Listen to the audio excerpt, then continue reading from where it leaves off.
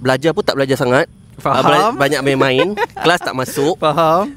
So parents cakap, daripada kau menghabiskan duit macam ni, lebih baik kau berhenti lah. Tapi dah ada lah basic graphic design tu. Alhamdulillah ada lah. Sikit-sikit ada lah. Boleh. So daripada situ terus ke alam pekerjaan lah. Terus ke alam pekerjaan. Yes. First kerja. Sebenarnya kalau ikut kerja ni macam-macam. So aku cerita yang aku ingat lah. Okay. Aku pernah jadi mak aku pernah ada satu kafe. Okay. Dekat golf club. Tapi golf club tu bukan golf club yang gempak lah. Dia macam 3-star punya golf club. Masa tu kat Setapak. Okay. So masa tu aku dah tak belajar. So mak aku suruh aku tolong. Okay. So aku telah ditugaskan. Dia owner kafe ke macam mana? Macam mana? Dia own kafe. Own kafe lah. Mak aku own kafe tu dekat dalam golf club tu. Dekat Setapak seingat aku.